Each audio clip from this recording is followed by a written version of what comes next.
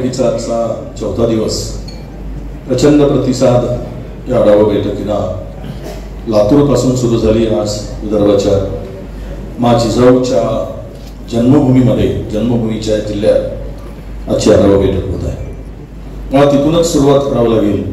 ज्या मा जिजाऊंनी शिवबांना जन्म दिला त्या जिजाऊच्या जन्मस्थळाचा जो विकासाचा आराखडा तयार केला गेला, साधारणतः 233 कोटी रुपयाचा मागील 5 महिन्यापासून शासनाच्या दरबारात धूळ खात पडलेला आहे।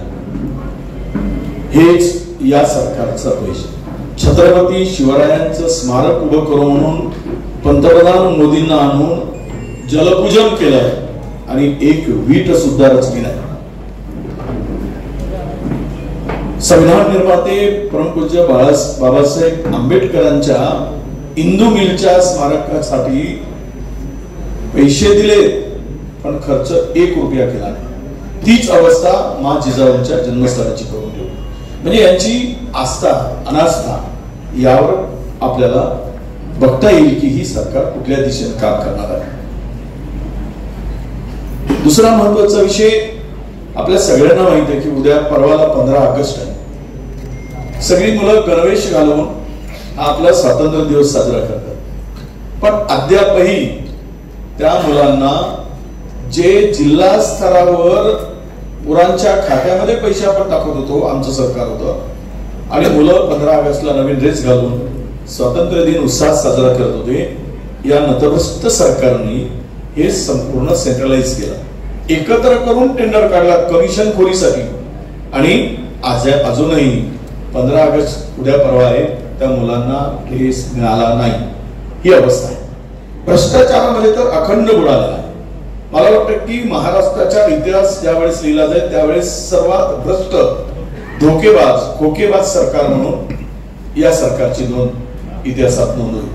शिंदे सरकार म्हणजे सर्वात भ्रष्ट सरकार, सर्वात लुटारूंचं टोळी असलेलं सरकार तुम्ही त्या बुलढाण्यात अनुभवताय।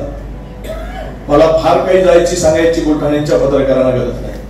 विकासाच्या आणि सौंदर्यीकरणाच्या नावाखाली प्रचंड कमिशन घेऊन सुंदर फार्म हाऊस बांधले जात आहे।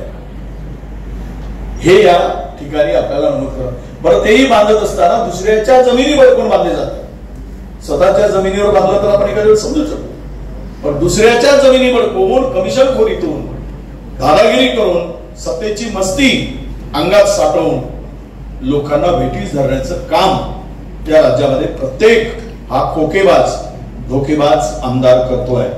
हे महाराष्ट्राचं अपयश आहे की यश हे महाराष्ट्रातील जनता बघते आहे। मुद्द्यावर बोलत असताना इतका सीएला भ्रष्टाचार गेलेला आहे की साधारणतः तिजोरीत पैसे नसताना सुद्धा कर्ज काढून 5 लाख कोटीचे टेंडर काढले गेले। समृद्धीपासून तर रिंग रोड पर्यंत MSRDC असेल, MMRD असेल, आणि या 5 लाख कोटीच्या टेंडर मध्ये हे तिघेही त्रिकूट मिळून, तिघांचंही त्रिकूट यांनी किमान 30% कमिशन घेतलेलं आहे, अभाव दिले आणि त्या तिजोरीची लूट केली। म्हणजे 1.5 लाख कोटी रुपये या 5 लाख कोटीतून या तीनही पक्षाच्या निवडणुकीसाठी घशात गेलेले आहे। इतका प्रचंड भ्रष्टाचार या राज्यात। अनेक टेंडरची कामं काढतात आणि त्याला थांबवतात आणि त्याची किंमत डबल करतात। अशी अनेक उदाहरणं आहेत। खरं म्हणजे ते सांगायला तर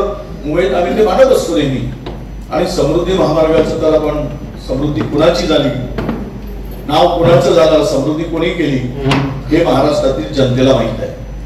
आजही अपघाताचे प्रमाण वाढत आहे, रस्ता निकृष्ट दर्जाचा झालेला आहे, गाडीचे टायर फुटतात। सुरक्षेच्या दृष्टीने उपाययोजनेचे टेंडर काढले, पहिले त्यासाठी काढलेला सुरक्षितेच्या उपायाचा टेंडर हा 900 कोटीचा होता, नंतर तो रद्द केला, पुन्हा त्याच टेंडरला 1800 कोटी रुपये करून त्याची किंमत वाढवून दुसऱ्याला दिला।